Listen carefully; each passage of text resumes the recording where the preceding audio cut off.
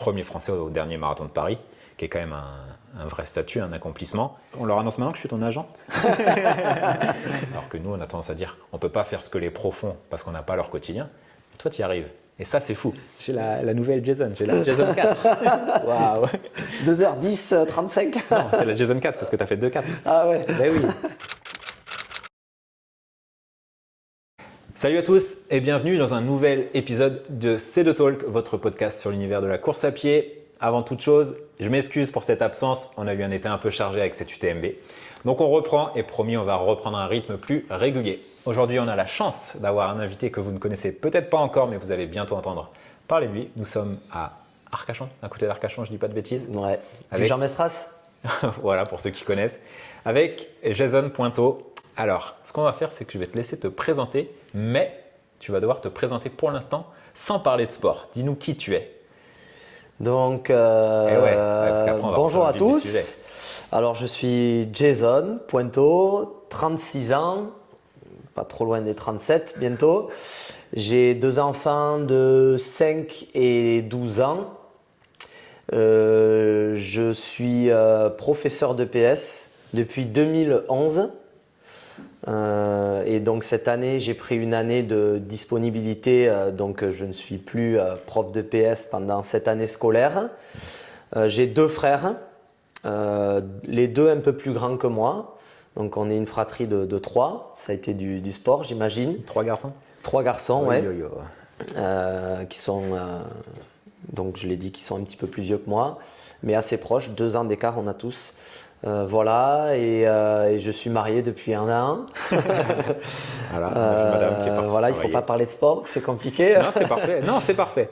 C'est top. Parce que dans l'idée et l'axe sur lequel j'avais vraiment très envie de te voir et de parler avec toi, c'est que peut-être que certains, ceux qui suivent un peu l'athlé, ont vu passer ton nom parce que tu as fait premier Français au dernier marathon de Paris, qui est quand même un vrai statut, un accomplissement. Même si ce n'est pas ta meilleure course et ton meilleur chrono, mais tu as quand même été devant Johan Durand, par exemple, que les gens connaissent. Et ça pose un peu les bases. Et ce qui est incroyable chez toi, c'est que tu arrives à battre et à concurrencer des athlètes qui sont pros à plein temps, alors que toi, tu as un boulot à temps plein, un boulot, bon, tu es prof de sport, tu bosses pas sur les chantiers, mais tu as quand même un investissement de temps, tu as des enfants, tu as une vie de famille normale, tu fais tes courses, tu fais tout ce que les gens normaux font, mais tu as des perfs qui sont stratosphériques. Et c'est ça qui est ultra intéressant dans ton profil, c'est d'avoir cette capacité d'être aussi bon avec une vie comme nous autres. Alors que nous, on a tendance à dire, on ne peut pas faire ce que les pros font parce qu'on n'a pas leur quotidien. Mais toi, tu y arrives. Et ça, c'est fou. Même si cette année, tu changes les choses et tu t'es créé ce contexte de vie de pro, on va revenir. Alors maintenant que tu t'es présenté sans parler de sport, je te laisse embrayer sur ton parcours sportif. Tu peux même commencer à l'enfance parce que toi, le sport, ça t'a construit. Ouais, ça a commencé tôt. Je m'en souviens très bien d'ailleurs. Pourtant, j'ai pas une super mémoire. Mais je me souviens, dans mon petit village, de avoir 5-6 ans, forum des assos où tu testes plusieurs sports. Et je crois que j'avais fait un 50 mètres sur une piste cendrée.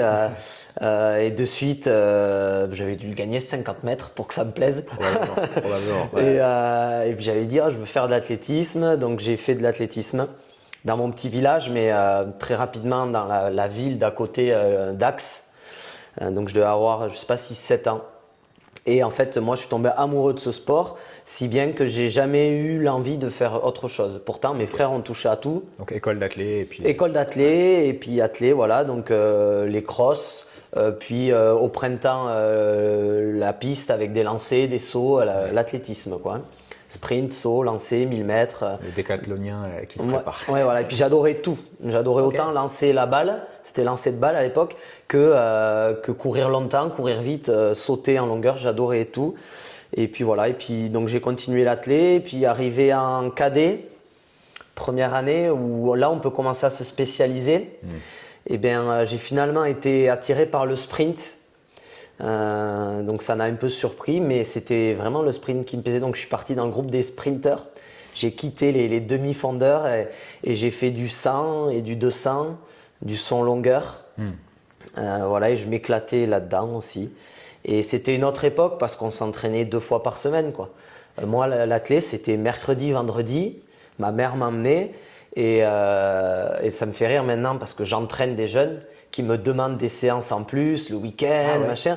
Et moi, ça n'existait pas. C'est-à-dire qu'en dehors de l'athlé, On faisait du skate, on allait à la piscine, on jouait au rugby, au foot. J'ai aucun souvenir d'avoir fait un footing tout seul. Ça paraît. Tu ne faisais pas une séance de renfort à la maison? Non. Donc c'était deux entraînements en club, quoi. Et parfois 3 quand on préparait les championnats de France l'été. On a rajouté une petite 3e des fois le samedi matin. Une petite semaine de stage pendant les vacances scolaires. Voilà, exactement. Et donc cadet, c'est quoi? Tu es adolescent à ce moment-là? Oui, tu rentres au lycée. Donc là, les gens se demandent, de sprinter à marathonien, qu'est-ce qui s'est passé en chemin? Il s'est passé énormément de choses. Il s'est passé déjà que j'ai fait du 100, du 200 et quand même du 400 mètres. Et c'est finalement sur 400 mètres que j'ai été le plus brillant, on va dire. Mais en parallèle, j'ai découvert les copains, le rugby. Avant, au 400, tu courais combien? Mon record, c'est 48-40, je crois. En junior. Moins de 50, c'est énorme déjà. Ouais, en junior, et ça me plaçait dans 20. Non, un peu mieux, top 6, top 8 français en junior. Au France Jeune, j'avais eu je crois, le 6e chrono. Ah oui, mais je n'étais pas passé en finale A, j'étais passé en finale B. Et j'avais gagné la finale B, mais il y avait quand même la finale A. Ouais, mais quand même. En termes chronométriques, ça faisait partie des. C'était vraiment très très bon. Mais mine de rien, même si je sentais qu'il y avait quelque chose, parce que là, encore une fois, c'était en s'entraînant 2 fois par semaine. Il n'y avait pas de rab à la maison. Et du coup, j'ai quand même découvert le rugby, les copains, tout ce qui tourne autour du rugby, on va dire, l'ambiance, tout ça. Et donc, voilà. Et donc après, je suis arrivé en fac de sport, après mon bac. Et là aussi, j'ai découvert les joies de la vie d'étudiant, la convivialité autour de tout ce groupe de rugbyman, etc. Et donc, bref, j'ai arrêté l'athlétisme. J'ai fait une croix. Et pendant 10 ans, j'ai joué au rugby. J'ai beaucoup fait la bringue, on va pas se mentir. Et je n'ai, je crois, sincèrement, pas fait de footing pendant ces 10 ans. Les prépas rugby, quoi. Donc, début de saison. Voilà, début de saison, le footing avec les copains. Et puis pas mal de travail de vitesse, par contre. D'appui, de vitesse, parce que il fallait quand même être en forme. J'ai joué en région parisienne, j'ai joué un peu au gré des mutations. T'as joué à un bon niveau en rugby? Oui, ça va. Le meilleur niveau, c'est Fédéral 2. La Fédérale 2 de l'époque qui était une… Fédérale 2 d'ici ou de Paris? D'ici. Ah ouais, c'est un bon niveau. Et de Paris aussi. Ok. J'ai eu la chance d'être sélectionné en équipe de France universitaire de rugby à 7. Donc j'ai fait une Coupe du Monde universitaire, ça c'était génial. Incroyable. Qu'avec des super rugbyman et moi j'étais un peu là au milieu. Toi t'étais le mec qui courait vite. Exactement. Voilà. Rugby à 7, c'est très utile. Et donc j'ai vécu de belles expériences au rugby quand même. Et puis voilà, et après mutation inverse de Paris, revenir dans la région. Petite fracture du poignet qui m'écarte un peu des terrains. Et puis la vie de famille, tout ça, je me dis, je reprends pas le rugby, j'avais 28 ans. Donc en arrivant ici, je reprends pas le rugby. Et je décide de reprendre la course. Okay. Mon frère faisait du trail, donc je cours un peu avec lui, je fais un peu de montagne. Donc j'ai fait 3 ans de montagne, j'ai fait des 40, des 60, des 100, j'ai fait mon max c'est un 130. Ça c'est intéressant parce que donc, tu reviens à la course à pied mais dans tout à fait autre chose finalement, c'est presque une autre discipline pour toi de faire des 100 bornes en montagne et des sprints, enfin, ça n'a rien à voir. Et autant tu as été devenu brillant sur la route après, assez vite, autant en trail tu étais loin d'avoir ce même niveau de performance. Oui, complet, ouais. Pourquoi? Tu t'entraînais moins? C'était juste pas ton truc? Oh si, je suis un compétiteur, donc je me suis pris au jeu quand même du trail, en tout cas au bout d'1 an ou 2. Après, on habite sur le bassin d'Arcachon, pas le spot idéal pour préparer des objectifs de montagne. J'allais un peu dans le Pays Basque, mais quand même, il y avait la famille, les enfants, donc ça restait modéré. Des allers-retours à la Rune? Voilà, des allers-retours à la Rune, parfois dans les Pyrénées. Mais ça restait quand même pas régulièrement, on va dire. Et puis sur les trails, le Pays Basque, je finissais toujours pas loin du podium, mais jamais trop sur le podium.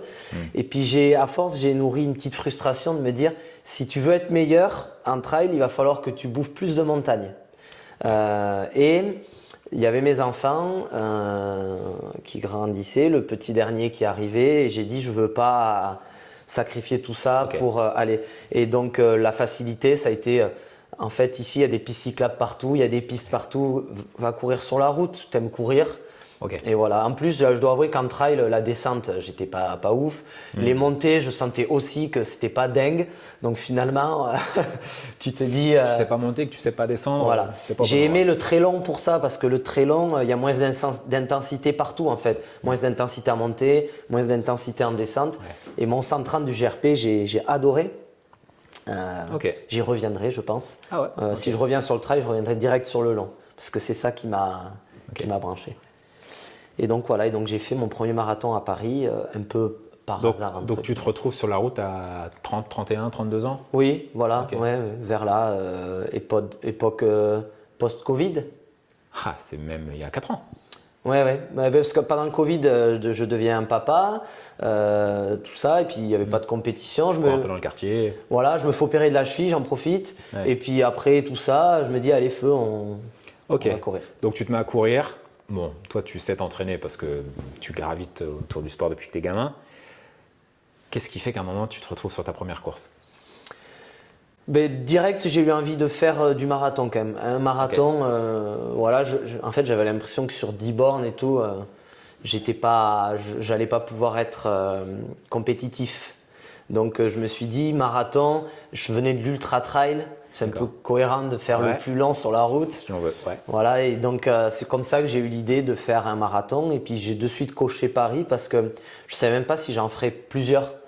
Donc je m'étais dit, quitte à en faire un, fais la capitale, quoi. Plus beau. Paris. Plus beau, ça se discute, mais. Voilà, en tout cas, un truc emblématique qui est, chez nous, qui est symbolique. Et combien tu fais à ce moment-là? Je fais 2h22. Oh, l'insolence. Je fais 2h22, mais sincèrement, avec la trouille de prendre ce mur dont tout le monde parle. Donc, les 3/4 de la course, je suis en sous-régime. Je reste dans mon petit peloton et je trouve que c'est lent, mais je me dis, de toute façon, il y a un mur qui va te tomber sur la tronche, donc fais pas trop le malin. Reste. Et en fait, arrivé au 30e, 31, 32, je dis, bon, ben là, c'est là l'arrivée, là, dans 10 bornes, donc j'accélère. Ouais. Et puis, il y en a 2-3 qui me suivent, on finit à 2-3, puis je finis tout seul. Et puis, à l'époque, je savais qu'il y avait Mathieu Blanchard qui arrivait derrière. Et j'avais des potes qui m'avaient dit, t'as intérêt à finir devant Blanchard. Donc, je me suis secoué. Et donc, je finis en 2,22. Mais déjà, à l'arrivée, dans ma tête, je me dis, bon, il y avait largement moins de 2,20 ce jour-là, quoi. T'as conscience à ce moment-là de ce que ça représente de 22 au marathon? Parce qu'à Paris, de 22, il y a quand même beaucoup de monde devant. Oui. Mais c'est quand même un chrono qui te classe dans les, je ne veux pas dire de bêtises, mais dans les 200 premiers français à la louche. Ah, je crois que c'était même beaucoup mieux. Je me demande si c'était pas 50e. Là, tu parles au classement, mais je parle dans les bilans. Ah oui. Tu dois être 200e paire française, ce qui est déjà… Oui, pardon.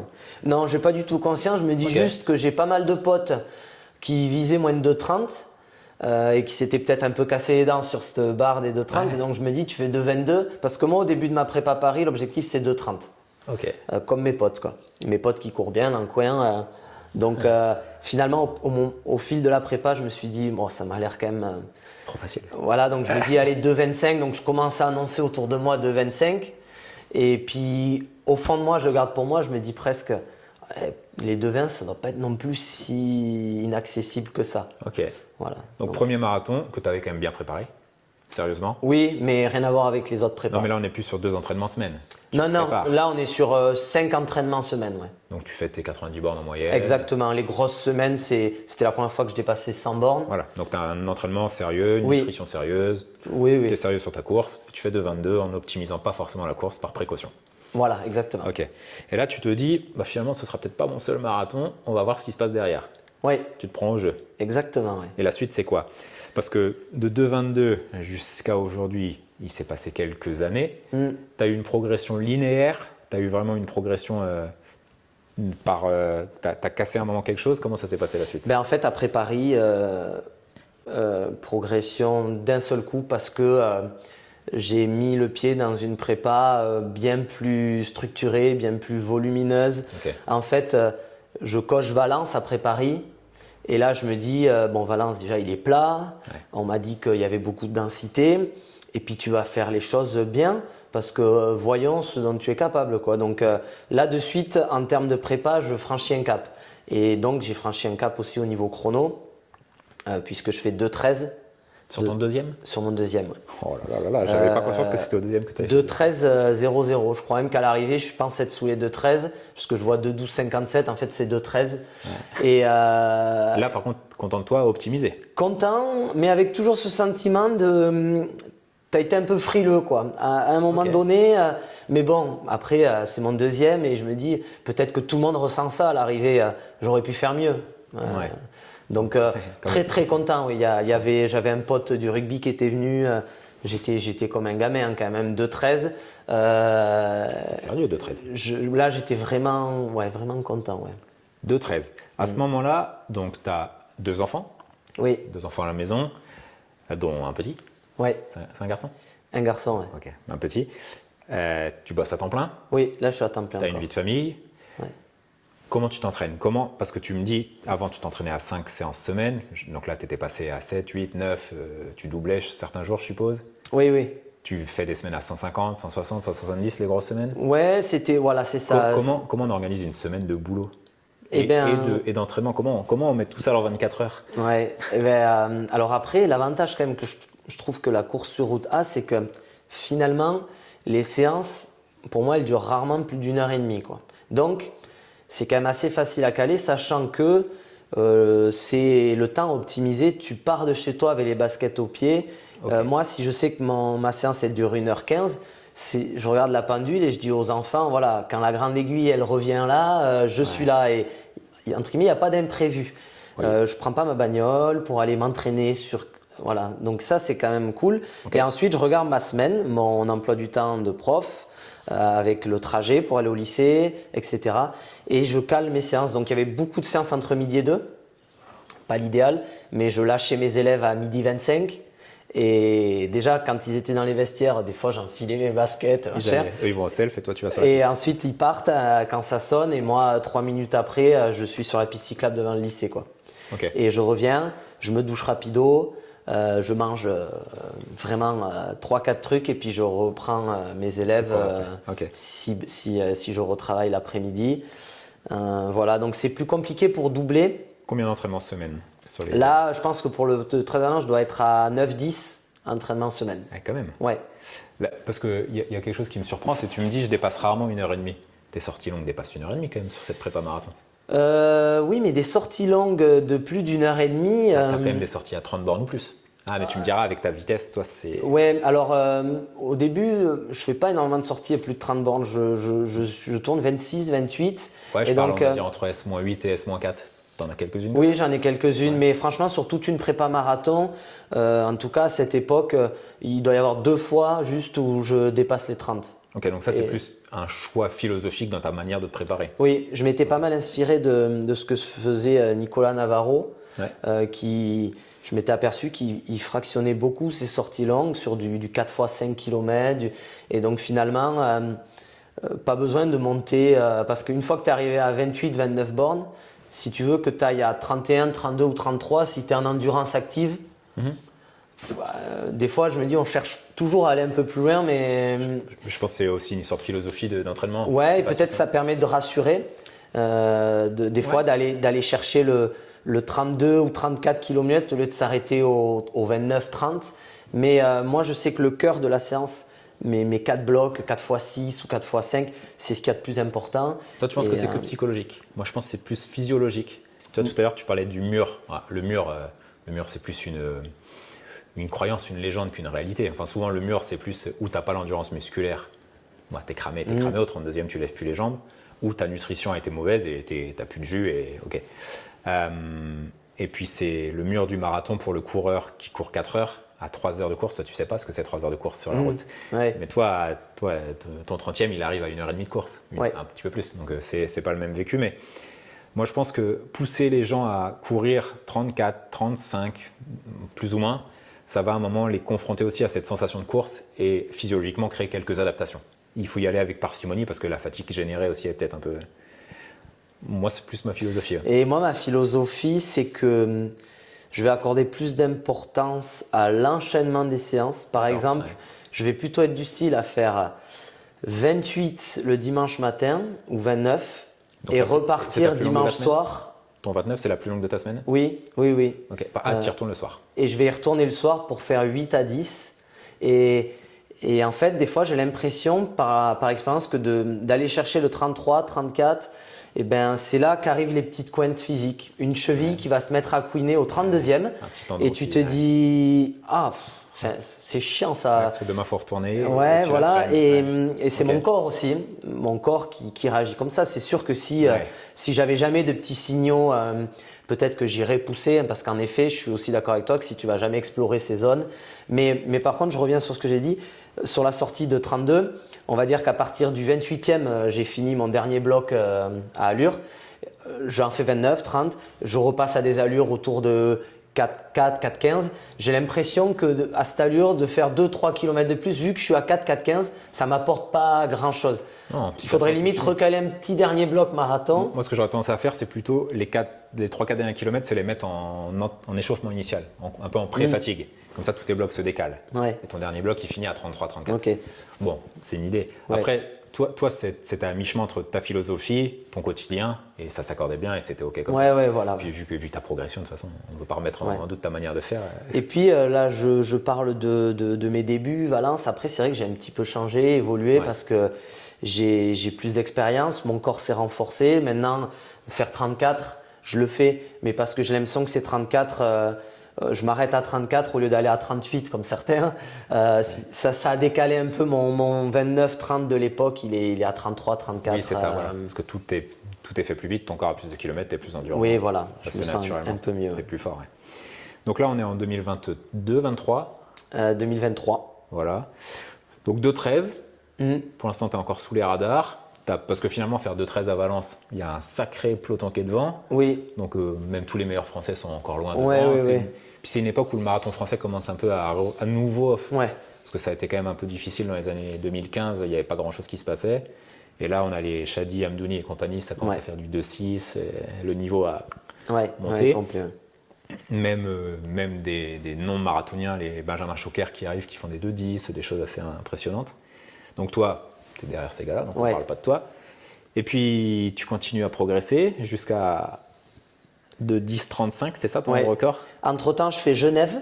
Je refais 2,13. Ah, c'est un drôle de choix de marathon, Genève. C'est un 2,13 où je me dis ça vaut 2,11.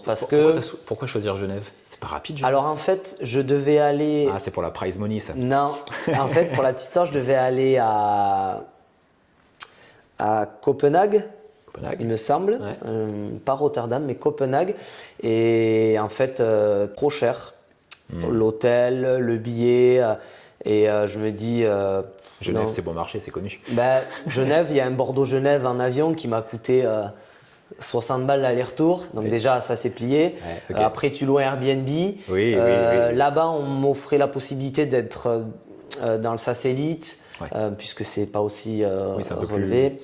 Et donc, j'ai dit, je voulais, en fait, j'accordais moins d'importance à ce marathon de printemps qu'au marathon de fin d'année. Je voulais en refaire un pour garder, mais je voulais qu'il ne me coûte pas trop d'argent, tout simplement, et qu'il soit plutôt plat.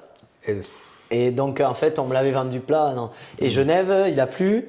C'est pas si plat que ça, c'est des routes de campagne, des fois un peu cabossées. Exactement, la fin, ça roule, ok. Voilà, et puis j'ai fait 25 km tout seul quasiment. Ce que je veux dire, il y a quelques coureurs des plateaux, très rapides. Alors c'était une chouette expérience parce que je suis parti avec les coureurs de plateau, donc que des Kenyans, etc., jusqu'au 18e.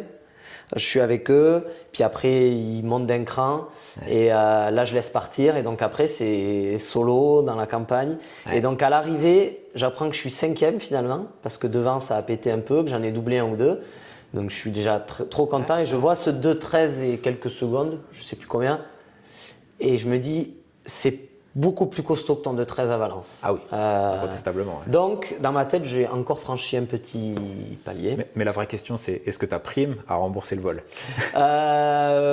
Petite prime, ouais, mais oui, ça a dû rembourser le week-end. Parce que tu n'avais pas touché beaucoup de primes jusque-là. Non, et c'est vrai qu'il y a une prime à Genève. Ouais. Et puis une prime qui a été… Pour la petite anecdote, qui a été même surélevée parce que quelques mois après, le vainqueur a été suspendu. Donc je suis passé 4e. Ils ont été honnêtes, ils m'ont écrit. J'espère. Ouais. Après, ça reste au moins, eux ont été honnêtes. Voilà, ça reste des petites primes. Non, mais bon. C'est anecdotique quand je le dis. Voilà. Ok, donc là, tu dis, bon, bah, je suis encore un peu plus fort. Ouais, Maintenant, il faut que j'aille faire le chrono. voilà. Ton 2-10, tu le fais où? Je retourne à Valence. Ah, c'est ton terrain de jeu, ça. Ouais, et en fait, je retourne à Valence parce que j'ai apprécié, mais aussi parce que je sais comment ça va se passer. Mon trajet en voiture, le Airbnb, Parcours. voilà, je connais tout là où on récupère le dossard. Et je dis pas que je suis de nature stressée, mais si on peut m'enlever tous ces petits trucs, je me dis c'est toujours mieux que d'arriver dans un endroit où tu sais qu'il n'y a pas la barrière de la langue, parce que bon, à Valence.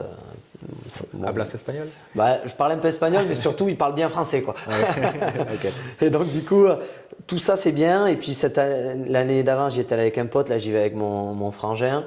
Et je trouve ça cool. Et donc je choisis de. Ah, bah, Valence en décembre, c'est sympa aussi. Hein. Ouais, super. Bah, la ville, elle est. Ah, ouais, t'es au soleil, c'est cool. C'est génial. Et quand tu pars là-bas, ton objectif, c'est quoi? Chronométriquement? Alors on en a parlé un petit peu, mais on peut en reparler là. Je me suis blessé 3 semaines avant. Donc mon objectif, c'est juste. Je crois que j'ai plus d'objectif. Sincèrement. Quand tu commences ta prépa. Avant, tu pars c'est m'approcher des 2-10, oui. T'approcher des 2-10. M'approcher. Je sais pas que. forcément le casser tout de suite. Non, parce que tout simplement, à l'entraînement, je vois que j'ai pas encore le niveau, quoi.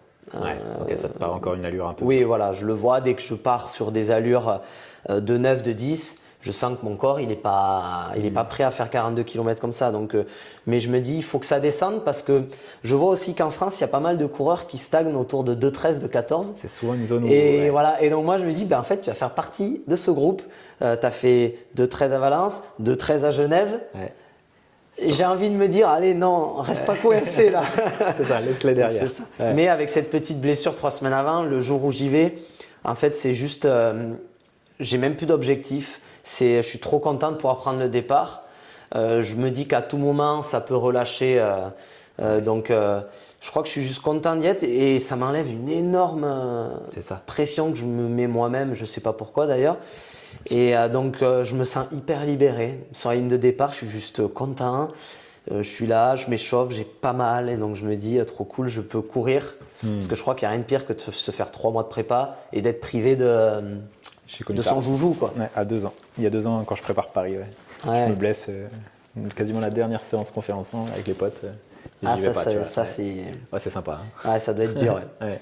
Et Donc tu y vas, tranquille, mais quand même avec cette logique de te dire je vais me rapprocher des 10. oui, Tu pars dans le groupe. je pars d'un groupe. Il y a. Alors, cette prépa-là, j'ai fait un stage à Font-Romeu pour la première fois de ma vie. Ça devient sérieux. J'ai demandé à ma chef d'établissement au lycée d'être absent 1 semaine. Enfin, j'ai rattrapé mes heures. Eh oui, c'est vrai que tu as ça. Et oui. Eh oui. Et je me sers des 2 semaines de vacances scolaires de la Toussaint, plus je rattrape mes heures, j'anticipe, la chef est d'accord. Donc je pars 3 semaines à Font-Romeu et là je découvre la vie de haut niveau avec des mecs super, Johan Durand, Johan Koval, qui me prennent un peu, qui m'ouvrent leurs portes. Parce qu'eux, ils connaissent ça par cœur, que moi, je ne sais pas comment on fait à Font-Romeu. Donc là, super stage avec des super mecs. Et puis, donc voilà, je suis juste frustré de me blesser parce que je me dis, tu ne pourras pas optimiser ton stage. T'es encore sur place quand tu te blesses? Non. Je suis revenu. J'ai fait le semi de Valence en fin de stage. Okay. Et en fait, ce semi en fin de stage, ce n'était pas une bonne idée parce qu'on a quand même pas mal charbonné en stage. Et je crois que ça aurait été plus judicieux après le stage de revenir tranquillement, d'assimiler le stage. Et en fait, j'ai fait ce semi qui a été, de souvenir, une de mes courses les plus difficiles. C'était cramé? Beaucoup plus que sur marathon. Ah ouais. Ouais. Et d'ailleurs, le trajet en voiture retour, ça a été juste avant les inondations, les grosses inondations là. Ah oui. Ouais, donc, et en fait, le trajet retour, donc 8 heures de bagnole tout seul dans ma voiture, Valence ici. Après le semi, un souvenir affreux. J'étais vraiment vidé de toute énergie. Ouais, okay, je pense qu'il y a eu l'effet stage plus semi. Peut-être trop, ouais. Et je me suis blessé 2-3 semaines après et je pense que j'ai jamais vraiment récupéré de ce semi. Pourtant, je me suis laissé presque 10 jours après le semi.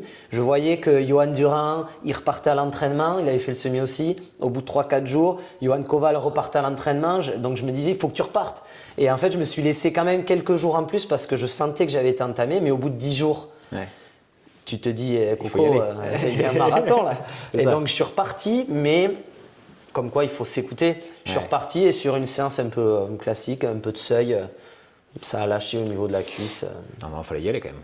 Voilà, il fallait y aller. De toute façon, je pouvais pas. Sinon, le marathon, ouais. Ouais. Ok, donc malgré tout, malgré une fin de prépa loin d'être parfaite, 2h10, 35. Voilà, je Nouveau pars avec record. le groupe. Tu fais plus partie de ceux qui stagnent à 2h13. Exactement. Un Ouais. nouveau palier de niveau, parce qu'il y a Palier. 3 minutes à ce niveau-là, les Ouais, gens ne ouais. se rendent pas compte, mais c'est peut-être que 10 secondes au kilomètre. Mais en fait, Oui. c'est énorme à ton Ah, niveau. oui, C'est oui. un gap énorme. Donc là, tu commences à rentrer dans le top, peut-être top 20 français, quelque chose comme ça. Oui, même niveau pas loin du performance. top 10 actuel. Après, top 20 peut-être. Mais... Ouais, ça doit dépendre des années, mais autour Ouais, de voilà. ça, quoi. Ouais. Ouais, parce qu'on est en 2023, donc c'est l'année pré-olympique, donc je ne sais pas est-ce que les gars étaient au qualif. Enfin, voilà. Tu Ouais. commences à rentrer presque. Je veux dire, en 2016-2017, tu aurais été en équipe de France avec ces chronos-là. Ouais, voilà. Ouais. Vraiment, hein. Ouais. Bon, peut-être parce qu'on était aussi dans un temps faible, mais là, le niveau équipe de France avait. Encore. Ouais. Et en fait, tu grattes des minutes et eux en grattent tout autant de Après, on va pas se mentir, à 2,13, je me compare, mais pas du tout à ces mecs. Bah, de D'ailleurs. 10, tu commences à te comparer. Et 2,10, en plus, je m'intéresse un peu plus à la course à pied, les résultats. Ouais. Avant, j'étais assez détaché de tout ça. Ok. Et donc là, 2,10, je me compare pas à eux, mais je me dis finalement, est-ce que de faire 2,6, 2,7, c'est si inaccessible que ça? Je les regarde entre guillemets un peu moins comme des extraterrestres. Tu quoi. t'es entraîné avec eux en stage. Voilà. Ouais.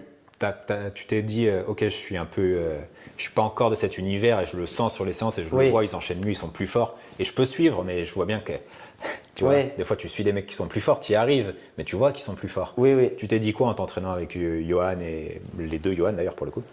Tu t'es dit, ok, il y a encore un gap que j'ai pas réduit ou, bah en fait, je fais partie de ce monde-là. Sur marathon, j'avais pas à rougir à côté d'eux. Je me suis dit, on est quand même assez proche. Après, Parce que ça vous arrive de faire des séances où vraiment vous poussez les machines à un RPE, à des sensations à 8, 9 sur 10 où vraiment ça finit mal. Il y en a eu peu. Et ça t'arrivait ces séances-là d'être celui qui mène et presque d'être le gars fort du groupe. sur la piste, non, ils sont plus forts. Mais Johan, Voilà, encore une fois, il vient de la vitesse. les deux, je dis, là, on joue pas dans la même cour. Ok, ouais. Surtout Johan Koval sur la piste, c'est Bah oui. Ouais, ok. c'est Ouais, ouf. il a passé toute Et sa vie d'ailleurs, on avait un peu les mêmes objectifs sur marathon, puisque lui, il visait de s'approcher sur des 2,10 comme moi. Mais on a fait des séances sur piste. Je me souviens, on avait fait un truc comme 5 fois 2000 milles. Et j'ai passé toute ma séance 30-40 mètres derrière. Hein. Ok. Mais quand En fait, t'étais je sentais que c'était pas la peine que je colle à lui.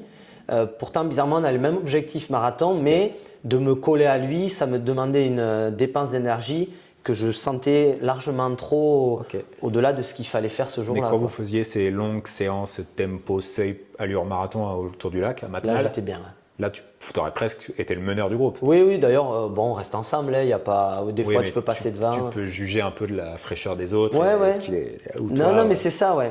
Donc là, tu étais. Là, je suis bien, ouais. Là, je me dis, voilà. Et c'est là aussi que je sens que ma distance, c'est vraiment le marathon et pas le 10, ni le semi. 1400 mètres. Ouais, voilà. C'est plus Et le d'ailleurs, 400. Johan Durand, au semi de Valence, quand il finit devant moi, à quelques secondes, il est frais comme un gardon.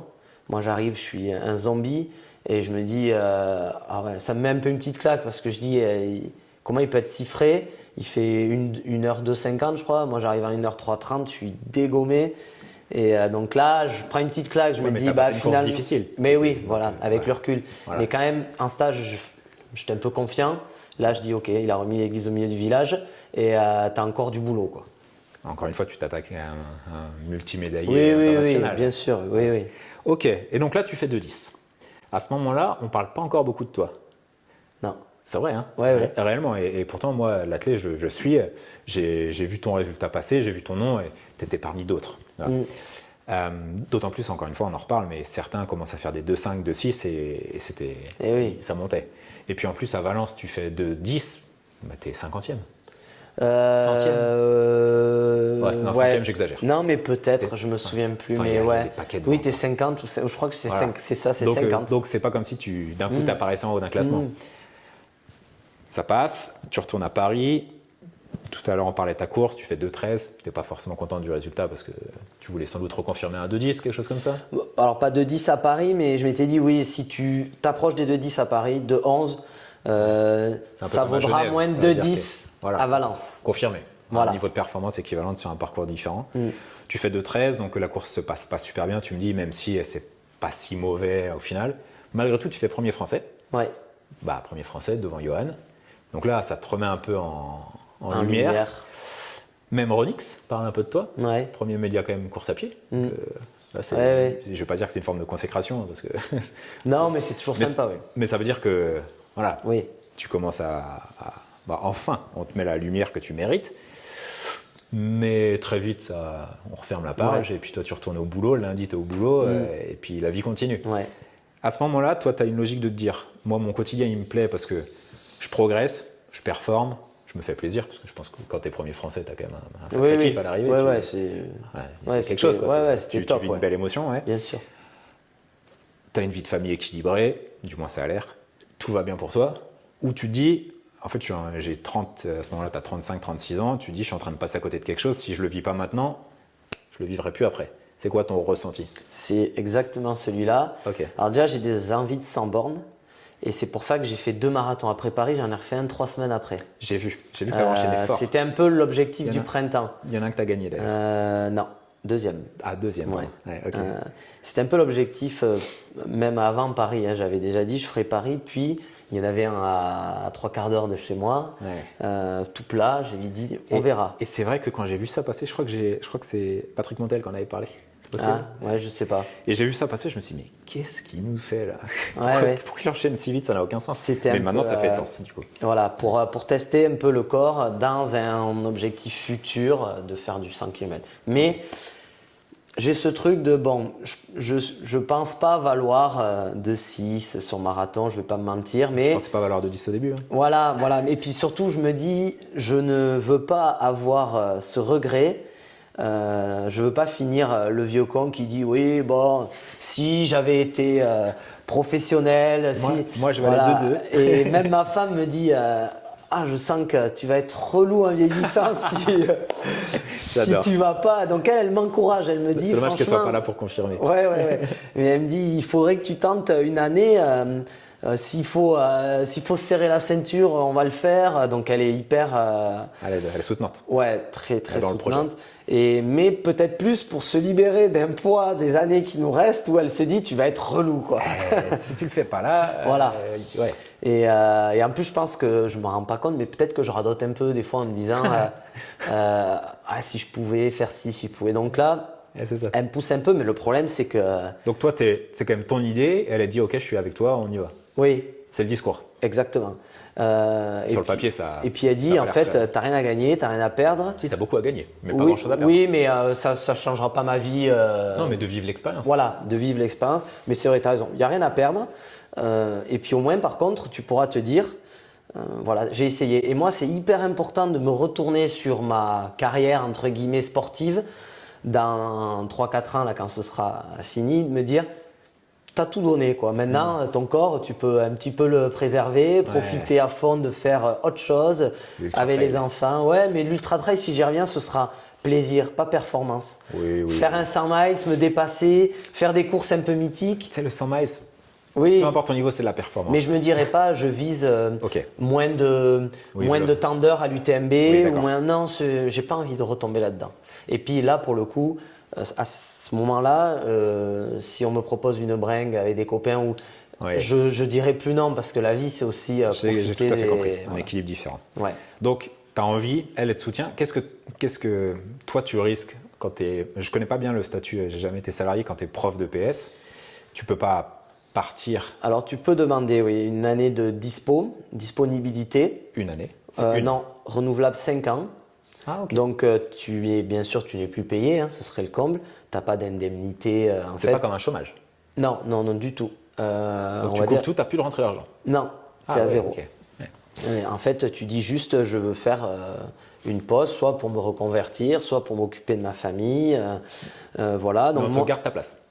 Non, tu perds ton poste dans le lycée où tu étais. Donc, moi, j'étais au lycée. Quelqu'un a pris mon poste, il n'est plus à moi.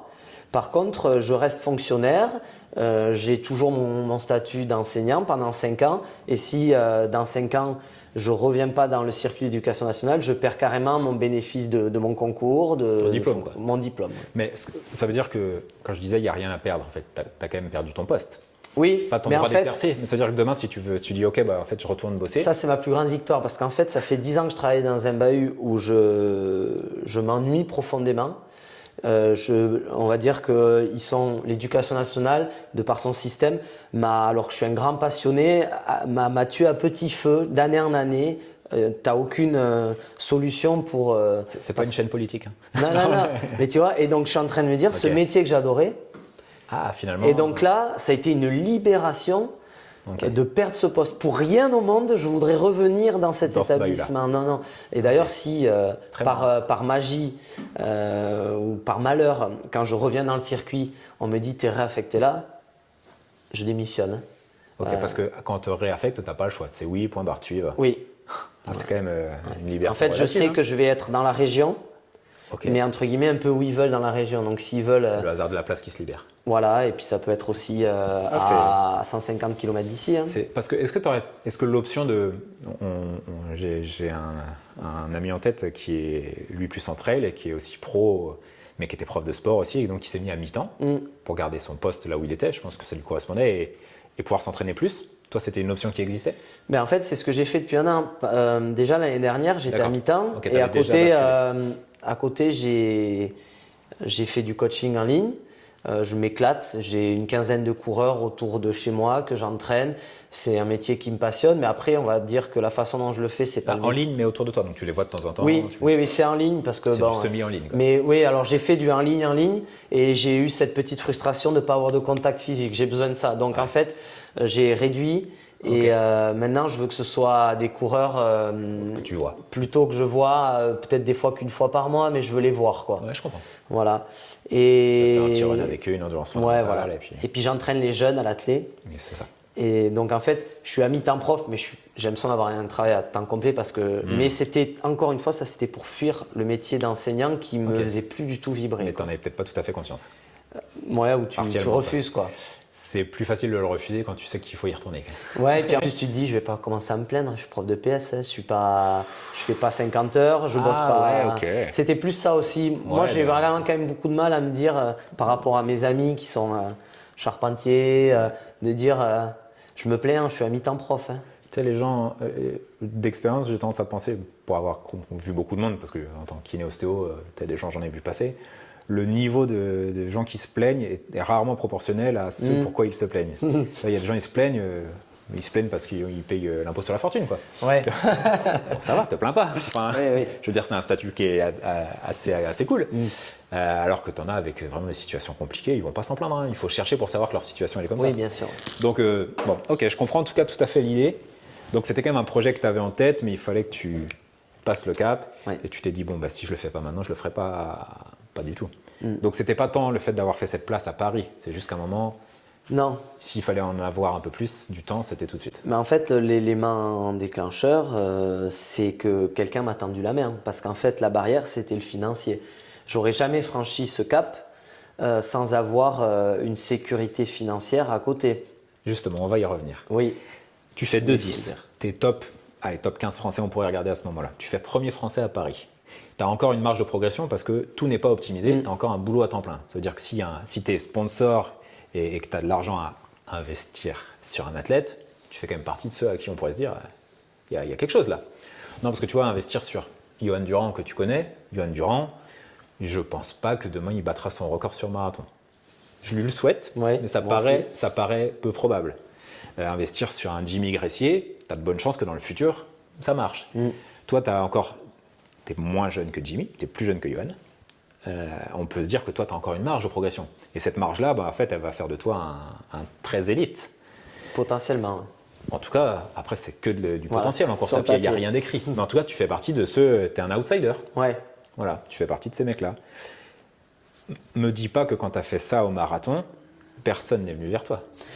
Alors, personne n'est venu vers moi pour m'offrir de contrats financiers, même de contrats équipementiers.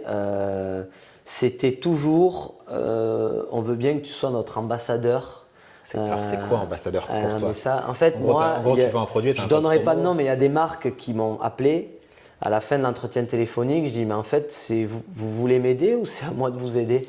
Parce qu'en gros, on te file 6 paires de pompes dans l'année.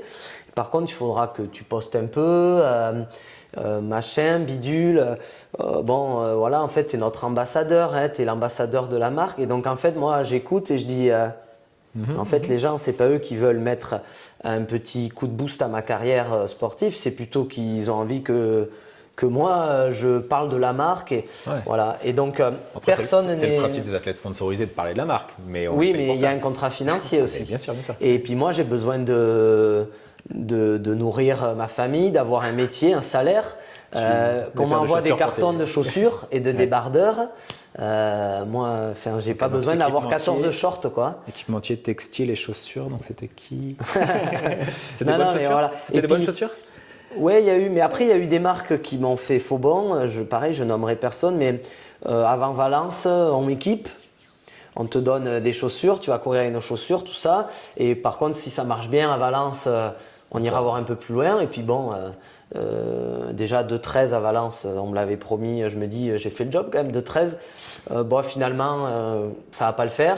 Et sur le 2-10 à Valence, une autre marque, idem, on t'envoie un joli carton, tu cours avec le matos. Tu fais 2-10 à Valence et puis 2 semaines après Valence, on te dit non, mais finalement, l'équipe est complète. Voilà, ça a été le quotidien.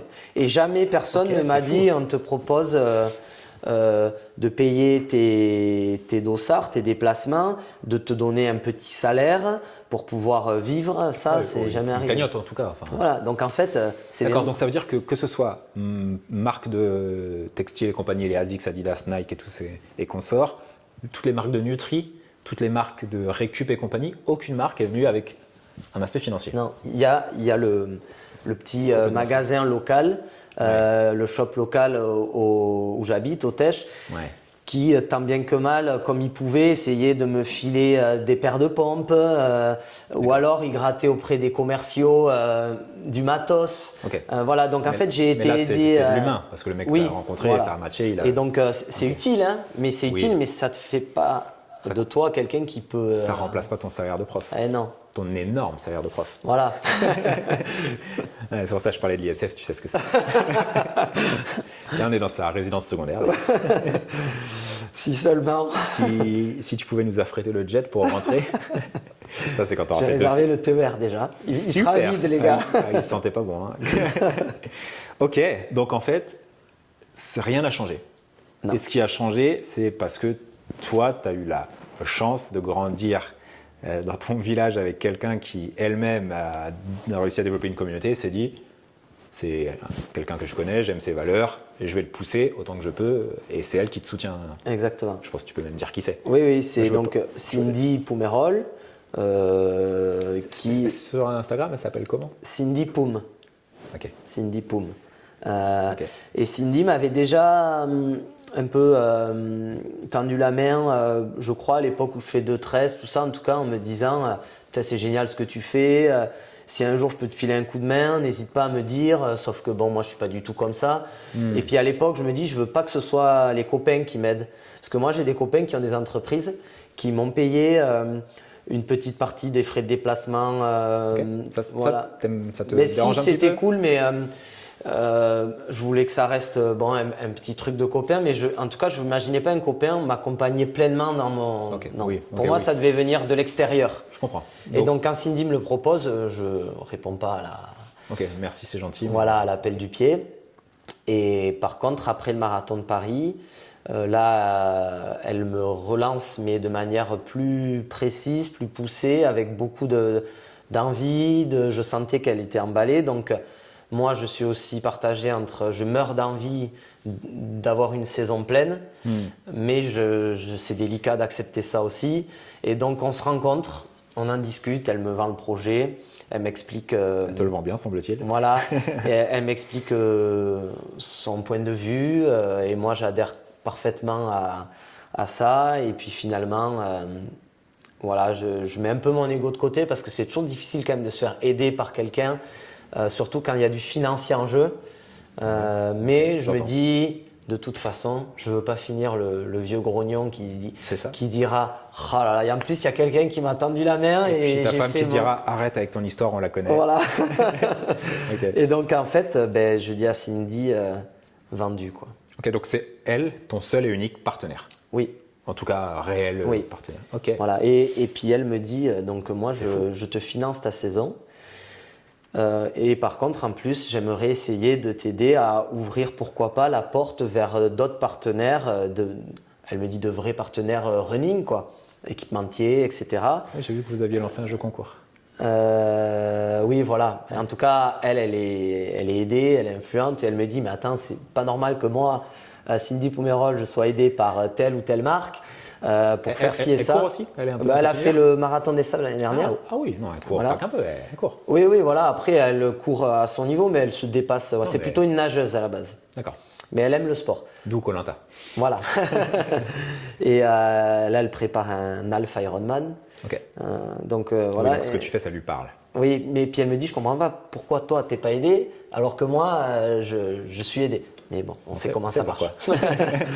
Et donc il y a aussi ce double projet. Peut-être que j'arriverai à t'ouvrir la porte de partenaire et que tu arriveras à t'en sortir sans moi. Oui, c'est ça qu'elle va À la fin pouvoir de la saison. t'introduire à cet univers et qu'après, ça se fera, elle fera juste le pont et elle pourra s'effacer par la suite. Ouais, voilà. C'est l'idée. Ok, c'est top. Bon, bah, merci Cindy. Ouais, merci. d'avoir, Voilà. Bah ouais, c'est clair que ça fait partie de toute histoire d'athlète. Te dira qu'à un moment, il y a quelqu'un qui a cru en eux et qui l'a un peu poussé. Ouais. Et ça. Cool, c'est top. Donc aujourd'hui, malgré tout, tu as quand même toujours pas de sponsor. Non. Parce que finalement, ça c'est de l'humain, encore une fois, on en revient. Ouais. Sauf qu'elle, elle a un statut qui est différent du vendeur du petit magasin à côté, mais Ouais. c'est toujours de l'humain. Ouais. Tu penses qu'il va falloir que tu fasses combien pour avoir des soutiens de marque? Franchement, je me dis que ça se joue plus là-dedans presque. Donc autant après 2h13 à Valence. Donc de 13, je peux comprendre que tu sois encore dans un statut d'excellent amateur limite. Mais je commence à y croire quand même en me disant, en plus j'avais eu quelques promesses, et puis après le 2h10, Alors, je me moi, dis de 10, là, ça y est, t'es rentré dedans. Ouais. voilà, mon frangin il me dit là, s'il n'y a personne qui t'appelle, Ah ouais. et puis finalement personne. Et donc en fait je me dis, je reste presque persuadé que si demain je fais 2,8, 15, ça changera rien parce que je pense que les équipementiers, les marques, etc. cherchent autre chose. Peut-être qu'ils cherchent une histoire, peut-être qu'ils cherchent… Tu as une histoire? Il y a une histoire, ouais. Bah Tout le monde a une histoire. Non, mais tu as des histoires. Je veux dire, le mec qui était bon en athlé, qui a toujours fait de l'athlé, qui a Oui, toujours été dans peut-être. dans les équipes de France, son histoire, c'est l'histoire du haut Mais en niveau tout cas, on tout le temps. s'intéressera pour mon histoire, je pense pas pour mon chrono, parce que je Ça, vais c'est pas aussi des mentir, personnalités. je vais pas vendre à une marque le projet Los Angeles 2028. Je suis pas. Tu sais, tu as des coureurs de 12 au marathon qui le vendent. Oui, mais moi je suis pas comme ça. Qui changent de nationalité pour y aller aussi. Voilà. Oui. Donc je le vends pas moi Ok. et donc soit quelqu'un croira à mon histoire ou à ce que je véhicule, mais après je suis pas sûr que le chrono sera le juge de paix. Hein. C'est tout à l'heure en off, pendant que je mangeais les viennoiseries que tu nous as offert, on parlait de toi. Tu me disais que tu aimais bien le sport parce que il n'y avait pas de jugement, c'était ta valeur et on te jugeait pas. C'était toi, ton chrono, la distance et il y avait du mérite dans cette pratique parce que pour moi c'était clair. Il n'y avait pas d'arbitrage, de jugement. Je sais pas comment le gym où tu es noté par des arbitres. Et donc, bon, il y a de la politique qui rentre en compte. Et toi, donc, tu es pas jugé par les marques à ton niveau, alors que d'autres ont des contrats marques d'influence et sponsoring marketing qui sont à des chiffres assez délirants pour connaître un peu comment ça se passe. C'est quoi ton regard par rapport à ça? Pas de manière individuelle et te dire moi c'est pas normal, mais dans l'ensemble comment tu vois ça? Alors je trouve pas ça injuste parce que je sais qu'il y a des coureurs moyens qui sont aidés de manière hyper importante, mais souvent ils sont très bons dans leur domaine qui est l'image, l'influence, on appelle ça je sais pas comment. Et donc ces personnes-là méritent d'être aidées. Je comprends, hein, je suis pas en vie dans une société où l'image est importante, voilà. Donc il n'y a pas ça. En fait, j'ai l'impression d'être entre deux eaux. Je suis pas marathonien de niveau olympique. Je suis pas influenceur de niveau olympique. T'es encore plus loin. Et en fait, je suis ni l'un ni l'autre. Ok. Et donc, je me retrouve un peu dans ce ventre mou de ah ouais, c'est beau ce qu'il fait, il est bon, mais il est excellent nulle part. Ouais. Et donc, moi, je pense que ceux qui obtiennent quelque chose le méritent. Soit ils ont été excellents sur l'image, soit ils ont été excellents sur le. Des fois, ils sont excellents sur les deux. On parle quand même de. Là, dans ton cas, on parle de marathon. On parle de course à pied. On devrait te juger avant tout sur tes performances, donc ton chrono, plus que sur ton nombre de followers et ton taux d'engagement. Et oui. On parle de course à pied. Tu me dis, ils sont excellents dans l'image. Oui, mais on parle pas. Eux, ils sont sponsorisés par des marques de course à pied. Oui, mais non, je comprends. Donc ça ne devrait pas être le critère numéro 1. Non, il y a si peut-être la marque en elle-même, elle investit, elle veut de la rentabilité et de l'image. Pour les marques, c'est une évidence. Tu vas là où ça vend. Ok, je suis pas naïf. On n'est pas là pour faire du caritatif. Malgré tout, parce que certains, souvent, quand j'ai ce discours-là avec tous les athlètes élites que je vois, alors ils ont souvent des discours un petit peu moins lissés que le tien et un peu plus, ça les dérange pour la plupart. Et la réponse des gens, c'est de dire aux athlètes élites, t'as qu'à faire du contenu, t'as qu'à toi aussi faire tout ça. Mais je pense que les gens ne se rendent pas compte de ce que ça représente une vie d'athlète de haut niveau et l'impact de la charge mentale sur ta performance. Et si tous les jours, il faut créer du contenu et parler avec tes followers et répondre aux commentaires, cette énergie, tu ne la mets pas dans ton entraînement. D'ailleurs, et tu ne perfes pas. On voit beaucoup d'athlètes de haut niveau qui, à l'approche d'une grande compétition, coupent un peu. Ouais, et puis le nombre d'athlètes de très haut niveau qui sont très présents sur les réseaux, il n'y en a pas 10 000. Il y a Jimmy, il est très fort pour ça. Il est très moderne dans sa manière de faire. Ok, mais des mecs comme Jimmy, champion du monde, il n'y en a qu'un, voilà, ok. Entre elles, il y a Mathieu Blanchard. Mais cet univers-là, tout ce qu'il publie, il y a toute une équipe derrière. Oui, bien sûr. Il y a sur LinkedIn, il y a des copywriters, c'est pas lui qui écrit. Enfin, en tout cas, c'est pas lui qui écrit tout, du moins, bref, il y en a partout. Donc, c'est pas lui qui est en train de faire sa story, du moins pas tout le temps. Ça veut dire que toi, à ton niveau, il faudrait que tu fasses tout ça, plus ton entraînement. En gros, tu te retrouves avec un autre boulot à temps plein, qui n'est pas forcément le boulot que tu choisirais, que tu as envie de faire. Est-ce que finalement, en fait, tu ne peux pas aujourd'hui être juste un coureur et faire que de la course à pied? Sauf, en effet, si tu cours 2,04, dans ces cas-là, ça va pour toi. Mais il ne faut pas que tu fasses une saison blanche, parce que sinon, tu es tout seul. Voilà. Non, et puis, je ne veux pas gâcher cette opportunité qu'on m'offre d'avoir plus de temps, parce que moi, en fait, on n'en a pas trop parlé, mais ce qui va me plaire cette année, c'est d'arrêter de m'entraîner dans l'urgence. De caler une séance entre deux coups de fourchette, d'avoir le temps, ne serait-ce que de prendre son tapis et faire 10 minutes de mobilité avant d'aller faire un footing. C'est des choses que je n'avais pas le temps de faire. Et du coup, je ne vais pas contrecarrer tout ça en me disant maintenant, il va falloir qu'avant de faire mon footing, je fasse ma petite story. Ton petit trépied. Non, parce que là, pour le coup, je profite pas pleinement. Donc voilà, j'ai quand même entre guillemets cette envie de répondre à ce que m'offre Cindy en lui disant parce que tu as commencé un peu à le faire. Voilà, parce qu'en fait, elle m'ouvre ses portes et elle, il faut dire qu'avec la communauté qu'elle a et elle se mouille un peu pour moi aussi parce que qu'est-ce qu'elle a à gagner avec un mec comme moi? Pas grand-chose. Donc puisqu'elle se mouille, moi, je ne peux pas rester dans mon coin et dire ça, c'est un truc, démerde-toi, c'est pas mon truc, moi je suis coureur. Non, moi je veux faire quand même les efforts pour essayer d'être peut-être un petit peu plus dans l'air du temps à ce niveau-là. Mais je ne veux pas que ça remplace mon seul devoir actuel, c'est ma famille et la course à pied. Et bien récupérer, bien. Donc ça passera toujours après. Et est-ce que j'arriverai à faire quelque chose de potable en sachant que ça passera toujours, peut-être pas, mais le plus important, c'est ce qui avance. Ouais, je comprends. Ok. Et depuis que Cindy t'a donné un sacré boost de visibilité, parce que tu as dû récupérer 20 000 abonnés en quelques jours, c'est quand même une belle progression. 20 000, il y a combien d'habitants dans ton bled là? Je vais dire une connerie, mais je pense qu'on doit être 7 ou 8 000. Quoi. Ouais, donc 3 fois le village, c'est beaucoup. Est-ce qu'il y a des gens qui t'ont contacté depuis? Pas de vrai contact, non. Oui, des bricoles, ça fait plaisir, mais on va dire quelqu'un qui va m'offrir. Des bandes nasales pour écarter tes narines. Ouais, ou encore mieux, plus cool, des petites friandises au chocolat. Ça y est, t'es quelqu'un. Ça valait le coup. Non, et puis des gens de ma région, des Landes, des producteurs locaux, tout ça. Donc ça, c'est sympa, cool. quoi. Okay. Ça c'est cool, mais encore une fois. Et là, dernièrement, il y a quelqu'un qui fait des pâtes, donc pâtes pour un marathonien, des pâtes en amande, mais vraiment à la traditionnelle, dans sa ferme, chez moi, là où j'ai grandi. Incroyable. C'est coolos, mais bon voilà, c'est rigolo, c'est des petits clins d'œil. Maintenant, est-ce qu'il y a un équipementier ou quelqu'un qui est venu me dire Jason, parce que là, il faut savoir que je ne sais même pas avec quoi je vais courir à Valence, au pied. Là, ça fait 2-3 mois que je fais couler le stock de mes anciennes pompes. Ouais. Je finis un peu toutes les carbones que j'ai eues qui n'ont pas eu une vie assez suffisante à mon goût. Donc un coup, je cours avec celle-ci, un coup avec celle-ci. Et je ne sais absolument pas ce que je vais avoir au pied. Ouais. Au moins, tu as le choix. Voilà, C'est une certaine chance. Tu peux toujours avoir celle qui te plaît. Voilà, et j'aimerais tester de nouvelles marques parce qu'il y a encore des marques très très connues avec lesquelles j'ai jamais couru. Tu cours en quoi d'habitude? J'ai fait mes premiers marathons en Saucony. J'avais adoré leur modèle, la Elite. Ok. Voilà, mais bon, Saucony, j'avais dit que je ne le dirais pas, mais bon, n'a pas été pour moi à la hauteur de ce qu'ils m'avaient promis. Et ensuite, j'ai couru avec Oka, Valence 2h10. Ok. Je t'ai vu à l'entraînement avec des Adios aussi. Et j'ai fait Paris, mes 2 derniers, la Paris en Adios Pro 4. Ok. Jamais Nike?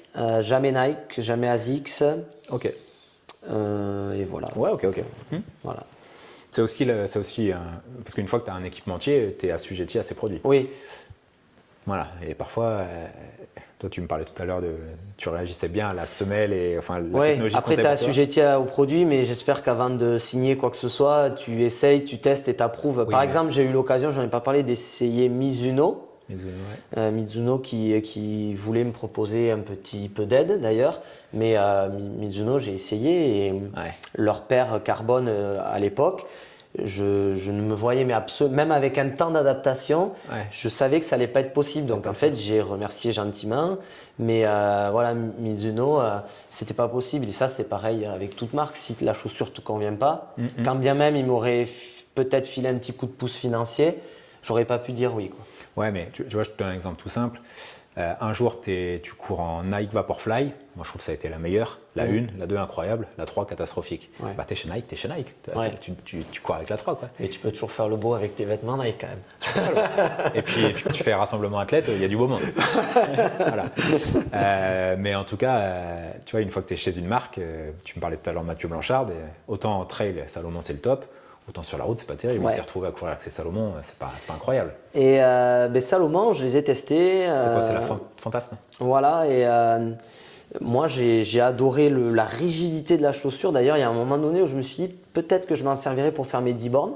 D'ailleurs, j'ai déjà fait un 10 bornes avec. Ok, pour un 10 bornes, je veux l'entendre. Mais un voilà. marathon? Mais par contre, quand je vois que Guillaume Ruel court ses 100 bornes avec. Oui, il a des protos, lui. D'accord. Modulé, ouais. C'est bon à savoir parce que moi, je me disais. Les Salomon dans l'état actuel sur marathon, je me les tente pas quoi. Pour moi, ça tape trop, il y a trop de casse musculaire et donc voilà, Salomon c'est pareil. Ouais, après tous les athlètes élites ont un peu des petites modifs. On rajoute de la mousse un peu dedans. Non, on adapte. Non, mais oui, bien sûr. Les mecs qui sont un peu, ils vont surtout quand comme Guillaume, tu es un peu le number one de la marque à bichonner, j'imagine qu'on peut te faire des chaussures sur mesure. Ouais, alors je sais pas si c'est du sur-mesure, mais il participe au R&D. Enfin, du moins, il participe dans le sens où il donne son avis, il fait ses retours, on lui envoie, ça itère. Et donc, à partir de là, il a un avis qui est important. Après, est-ce qu'il est décisionnaire sur la manière dont on va sortir la chaussure grand public? Après, je suis pas sûr, parce qu'en fait, Guillaume a, à mon avis, des caractéristiques et des recherches de caractéristiques qui sont très différentes du grand public. Mais au moins, lui, il s'entraîne avec ça. C'est un peu le but d'ailleurs. C'est le top. Ouais. Ah oui, c'est comme au basket, c'est d'avoir ta chaussure. Quoi. Et tous les gamins auront tes chaussures à l'entraînement. J'ai la nouvelle Jason, j'ai la Jason 4. Waouh. 2h10, 35. Non, c'est la Jason 4 parce que tu as fait 2-4. Ah ouais. Ben oui. Tu te projettes pas assez loin. Tu fais de la prépa mentale? J'ai testé. J'ai testé parce que ma femme m'a offert pour la prépa Valence. Elle est très soutenante. Hein. Ouais. Après, au lieu de faire des cadeaux, des fois elle me demande. Tu la feras écouter ce podcast parce que ça va lui faire du bien. Hein. Donc, qu'est-ce que tu veux pour ton anniversaire Elle le met en commentaire. Et donc, je lui dis, c'est vrai que la prépa mentale, ça a un coût quand même et ça pourrait. Donc, j'ai eu un petit forfait de prépa mentale très sur 4-5 séances. Ça t'a pas servi. Non, ok. Ouais. Non, j'ai pas. Il était très bien et tout, mais en fait, je pense que déjà, on s'est pas vu assez. En présentiel ou en distanciel? Non, au niveau, on s'est vu en présentiel à chaque fois, mais c'était pas assez récurrent dans le temps pour moi. Trop d'espace entre tous les 15 jours. Voilà, c'était presque tous les mois quoi. Ouais, ok. En fait, on s'est vu 4 fois sur la prépa. C'est peut-être un peu léger. Ouais. Et donc, ça m'a pas offert assez d'outils. Donc, j'ai exploré, mais pas pleinement. Parce que tu penses que, je t'ai coupé, désolé, mais tu penses que ça vient du fait que tu n'es pas forcément très réceptif ou tu n'en as pas besoin, ou c'est parce que lui te proposait une manière de faire qui ne correspondait pas à ce que tu attendais? Non, peut-être que je ne suis pas assez réceptif. Et puis j'attendais beaucoup de la prépa mentale la gestion du stress. Ouais. C'était vraiment mon. Et puis j'ai vu que à Valence, enfin, j'ai pas vu d'évolution. Je dors très mal les nuits d'avant. T'es toujours aussi stressé, ça n'a pas changé. Et ouais, je me sens pas stressé, mais quand tu passes une nuit blanche avant ton marathon quasiment à chaque T'es fois, excité, quoi. C'est que t'es stressé. il y a quelque chose. Et J'étais comme ça hier soir en sachant le programme de la séance du jour. ça va bien se passer. Ouais, on verra. Parce que là, vous le savez pas, là, on est assis sur le canapé tranquille, mais dans 1 heure, j'ai les carbones aux pieds. Voilà. Toi aussi, tu sais pas lesquels. Ouais. Et c'est 20 x 400. Donc 20 x 400 à 1,10, 2,55 en allure. Il y a 3 semaines, je faisais l'UTMB. Donc voilà. Vous verrez le podcast avant la sortie de l'autre vidéo. Donc priez pour moi. Ok, donc prépa mentale, tu as fait, tu n'en as pas forcément eu. C'était intéressant, mais tu n'en as pas eu fait. Si tu avais plus de budget, plus de confort, tu le referais? Tu testerais d'autres formes de prépa mentale? Peut-être pas là, j'ai envie d'explorer d'autres choses. Par exemple, je vais me mettre très prochainement, en tout cas, je vais aller tester l'apnée. Ça m'attire. Mathieu Blanchard. Oui, j'ai vu, mais j'y avais souffle, pensé depuis. Et toujours dans ce même côté, d'aller chercher le contrôle de sa respiration, la gestion du stress. Ouais, ok, voilà, d'accord. Et on a la chance, pas loin de chez moi, d'avoir une fosse à plonger de 20 mètres. Et donc, tu fais de la cohérence cardiaque un peu, des choses comme ça? et j'adhère pas à tout ça. En tout cas, bon, les applications où il y a la petite bille qui monte et sans tout parler ça, de l'appli, juste. Ouais, j'ai du mal. Ah, En fait, ce que j'aime ou j'espère aimer dans l'apnée, c'est que tout ça a un but avec un peu de ludique quand même, parce que t'es dans l'eau, il y a un élément. Performance, aller me faire. Ouais, et il me faut un environnement, il me faut faire de la cohérence cardiaque dans mon salon ou dans ma chambre. J'y arrive pas, quoi. Et là, je me dis que la piscine, il y aura un environnement autour. Je me retrouve beaucoup dans ton propos, ouais. Ok. Ouais. Voilà. Et après, stage au Kenya. Ah, ça y est, ça de. J'aimerais beaucoup. Tu vas à la Iten? Ouais, je pense. Et si je dois le faire, ce sera peut-être avant Séville. C'est un projet. Voilà, en janvier. Quand ici, c'est bien pourri de s'entraîner. Même dans le sud ici? Ouais, beaucoup de flotte ici quand même. Nous, on a beaucoup de neige. Et ouais, donc. De moins en moins, tu me diras. Au Kenya, si je dois y aller, donc c'est un projet. De l'altitude, ouais, ça peut être. Ouais. Ok. Là, je risque de partir à Font-Romeu. Donc ça va aussi avoir des coûts financiers. Ouais, mais tout ça a été budgétisé du coup avec Cindy. Ah oui, ça veut dire qu'en amont, toi, tu as chiffré ton année. Je vais à Séville, je vais à Valence, je vais tel stage. On n'a pas parlé de nutrition. Ta nutrition, toi, tu vas au petit bonheur la chance à droite à gauche. En fait, je mange sain, équilibré. Pendant la course? Pendant la course? Ouais, tes gels et tu. Je fonctionne depuis Paris avec la même marque, le même fonctionnement. Et s'il y a bien un truc qui a toujours fonctionné chez moi sur marathon, c'est le côté énergétique. D'accord, mais tu as toujours la même marque? Oui, mais qui n'est pas ton sponsor? Non. Tu l'achètes? Oui, je l'achète. Incroyable. Tu me diras ce que c'est comme marketeur, parce qu'on va quand même pas leur faire la pub. Et donc le magasin dont je te parlais me faisait des réductions, donc leurs produits devenaient accessibles. Parce que c'est quand même hors de prix, mais grâce encore Et par contre, ça nécessite quand même que je m'en servais peu à l'entraînement, justement pour des raisons de budget. Tiens, je biperai. Dis-moi, c'est quoi la marque? Ah d'accord, ok. Voilà. Et, ok. Et... À l'entraînement, très peu de... me le dis pas trop parce qu'il va falloir que je bipe toute la vidéo. Ouais, donc c'est très peu d'utilisation de gel. Oui, sur certaines séances clés, oui. Ouais, ok, mais d'un côté, c'est une marque qui ne sponsorise que des athlètes ultra élite. Oui. Donc en fait, tu peux pas être sponsorisé par cette marque-là. Mais si demain, une autre marque de nutrition, une grande marque, peu importe laquelle, vient te voir, parce que là, du coup, ça t'imposerait de changer ta manière de fonctionner alors qu'elle fonctionne bien. Tu changerais? Pour tout ce qui est produits de récup au quotidien, peut-être éventuellement compléments alimentaires. Ouais, par contre, mes produits le jour J, personne n'y touche. Je ne veux absolument pas changer. De toute façon, cette marque-là, elle a 3 produits. Donc, tu prends tes gels et ta boisson d'effort. Voilà. Et puis tu passes du noir au blanc. Voilà. Et c'est exactement ça. Et puis en fait, ça fonctionne. Oui. Donc je ne veux pas prendre le risque de. Ok. Mais c'est clair que, toi, je sais pas, tu dois prendre peut-être 3 gels à l'heure. Oui, voilà. C'est ça, 6 au total, 6 parfois 7. Ouais, c'est ça, et plus un petit drink 150. Voilà, au 15e et au 30e. Voilà. Donc ça veut dire que déjà sur ta course, tu en as pour 30 € de Nutri, en sachant tous les entraînements. Alors tu n'as pas la même fréquence de prix sur tes entraînements, mais ton budget nutrition, il est Ouais, délirant, toi. ouais. Et après, je Ok. prends aussi quand même un peu de boisson de récup, des fois, après des grosses séances. Mais là, une autre marque. Et une autre marque que je citerai pas, mais j'adore leurs produits, c'est aussi le produit qui fait mon gâteau sport. Et eux, d'ailleurs, j'ai fait quelque chose que je fais rarement. J'ai envoyé un mail carrément à cette marque parce que. Elle t'a répondu? Oui. Positivement? Et pour la petite anecdote, c'est rigolo. D'ailleurs, je remercie la personne qui m'a répondu parce que ça fait partie des rares personnes qui ont été complètement transparentes et honnêtes. Pas assez suivies sur les réseaux. Voilà, la réponse, elle a été. Et là, j'ai dit, ok. enfin. Il a des consignes. Tu l'as fait dernièrement ou à l'époque? Non, assez dernièrement quand même. On va dire peut-être même après Paris. Hein. D'accord, mais avant Cindy, avant le passage Ah de Cindy. oui, bah oui, il y a un avant et un après. Là, c'est Cindy. peut-être lui qui va revenir te voir. Ouais, pour l'instant, on se. Attends, il faut qu'il s'en rende compte. Oui, Quand la peut-être. vidéo sortira, ils vont se dire. Hein. Là, les marques elles vont se dire, putain, il y a un client à la prendre. Ouais, Hein peut-être.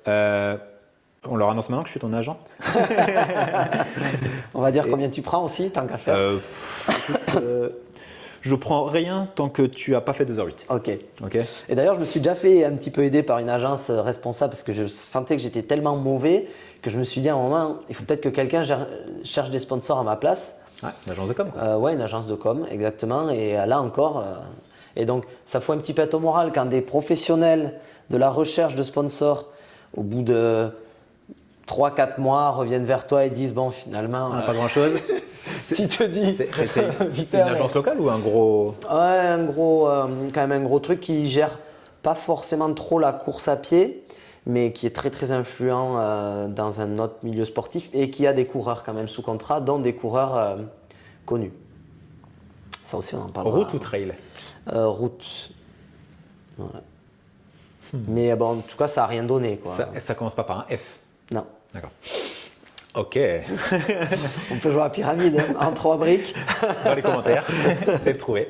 Ok, c'est top. Bon, non, enfin, ta situation, elle est pas top, dans le sens où c'est malheureux, mais Ouais. c'est comme ça. Et tu vois, ça me fait rebondir sur une chose, mais c'est presque personnel, mais moi, je suis suivi sur ma nutrition par Mel Tonic. Je sais pas si tu connais. si Ouais, t'as je déjà connais. goûté. Ouais. À C'est l'époque de mes années trail. Ouais, j'avais mais testé un ils peu font les la route produits. aussi. Ok. Ouais. Il y a Manon Trapp, notamment, qui est chez eux, Ok. qui est quand même Ouais. presque la meilleure marathonienne. Alors, elle s'est fait prendre son record du monde, son Ouais. record de France, pardon, mais 32 au monde, enfin, bon.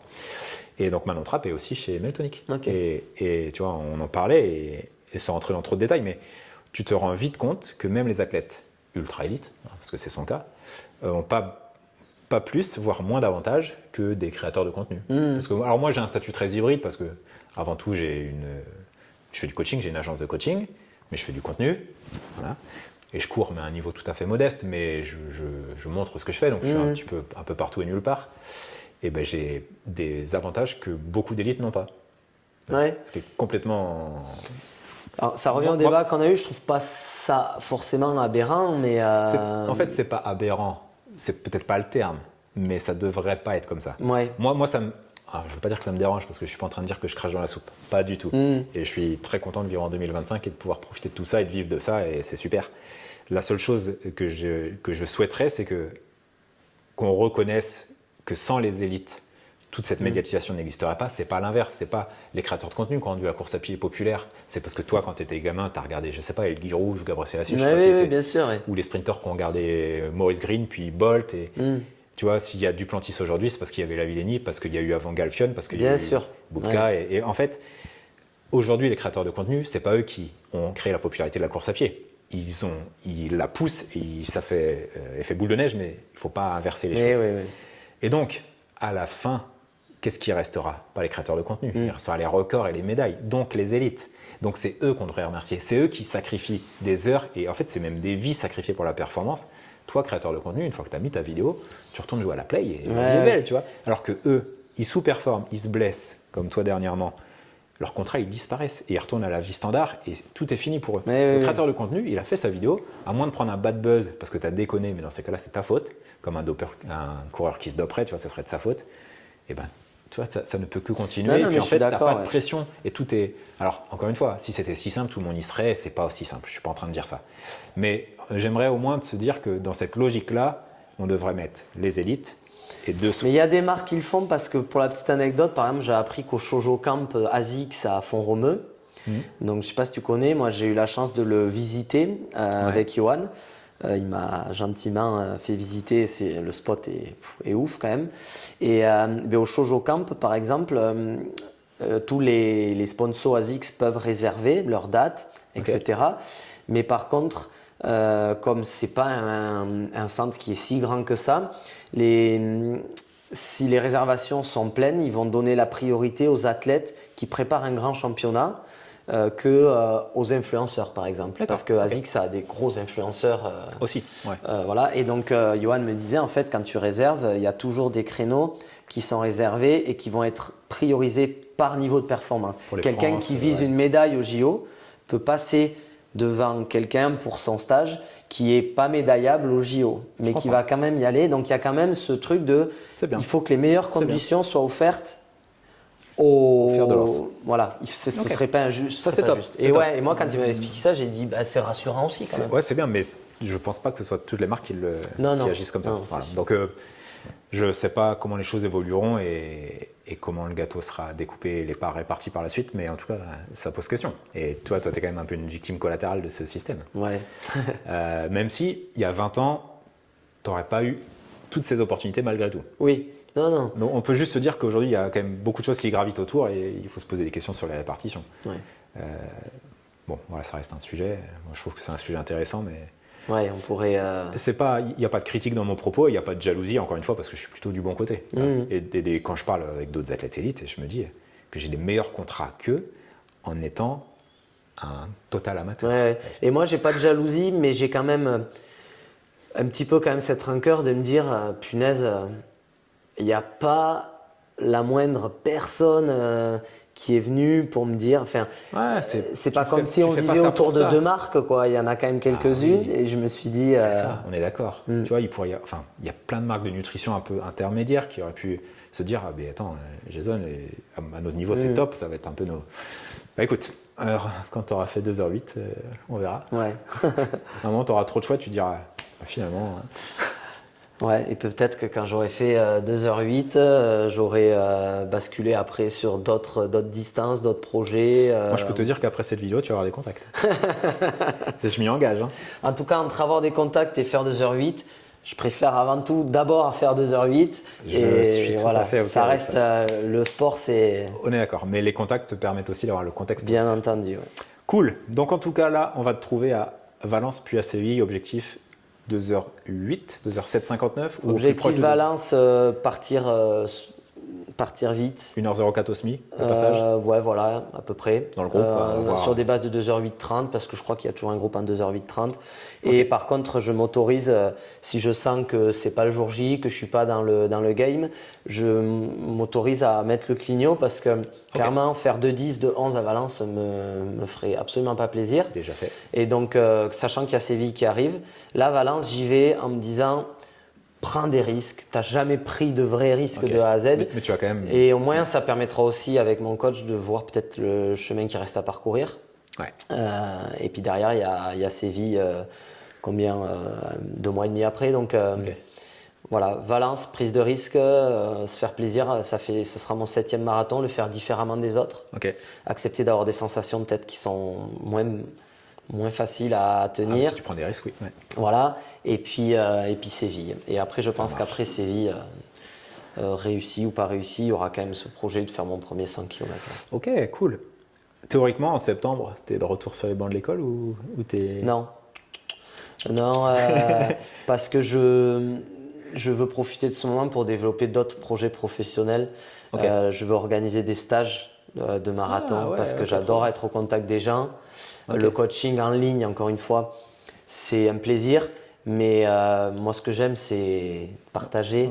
J'ai déjà eu l'occasion de faire 1 ou 2 soirées, conférences si on veut, j'adore ça. J'ai vu ça, week-end dernier. Ouais, voilà, ça c'est des trucs qui me plaisent, des stages, donc je veux développer cette partie et je pense que je me servirai de l'année prochaine avec pourquoi pas l'aide de partenaires, on ne sait jamais, pour essayer de développer ce côté parce que j'ai besoin de faire une pause dans l'enseignement. Ok, donc tu aimerais vivre de la course à pied au sens large. Voilà. Tes sponsors, ton activité, tes stages et des conférences et partager ma passion ce qui arrivera et projets. peut-être aussi de l'athlétisme, le côté entraînement athlé avec les jeunes et moins jeunes aussi. Ça me plaît. On va dire que le côté enseignement de l'EPS dans des collèges et des lycées avec des publics qui sont parfois sous-motivés, qui sont forcés de faire ça parce que c'est l'école. Et pour l'instant, ça me fait moins vibrer. J'ai laissé beaucoup d'énergie et là, j'ai envie de basculer mon énergie un petit peu ailleurs, quoi. Très clair. Voilà. Ok, trop cool. Top. Bon, on va aller changer Ouais. ses tenues. C'est l'heure. J'aurais bien fait durer un peu l'échange pour éviter d'y aller, mais on y est parti. Donc, tu sais que tu fais partie des privilégiés. C'est toi qui introduis le premier épisode de la saison 2. Ah, Eh oui, et c'est pas rien. Donc, tu nous mets ta plus belle tenue. ok. Pas de ton sponsor, mais Ce sera du multimarque, comme à multimarque, chaque fois. multisponsor. Et puis, quant à nous, on se retrouvera pour d'autres épisodes. Au moment où on va sortir ce podcast, cet échange, théoriquement, il restera une quinzaine de jours avant la sortie de l'épisode où on court, Ok. qui arrivera. Donc, au moins, vous aurez le contexte sur Jason. Et puis, nous, on va aller s'habiller. Est-ce que tu as un dernier mot avant que je te laisse la possibilité de conclure ce podcast? On va faire original, merci. Ah, c'est bien déjà. Merci parce que c'est vrai que tu m'as contacté, on va le dire, avant Cindy Poum, avant l'effet. J'étais même bien avant, je crois. Oui, Ça fait un moment qu'on avait. Voilà, mais tu m'avais écrit pour venir ici. C'était quand? Avril, mai? Non, ouais, mai, voilà. mai. Enfin, je sais même plus. Et c'est pour ça que c'est avec grand plaisir que je t'ai accueilli ici pour qu'on discute de tout ça parce que c'est vrai que tu t'es intéressé aux coureurs. Et pas aux pseudo influenceurs C'est parce que j'ai dit avec la lumière que je suis venu, ouais. Voilà, donc merci et puis Avec plaisir. j'espère que tu arriveras à faire un épisode Ça va être sympathique Mais autour de ça. Ne te tracasse pas pour ça. Voilà. Et pour me remercier, tu sais ce que tu peux faire, c'est ne pas trop m'en mettre sur les 400. Tu peux en faire un sur deux aussi. C'est probablement ce qui va se passer. Allez, on va changer, c'est parti? Ouais, merci. Cool. Et en tout cas, merci à vous d'avoir suivi et à très vite.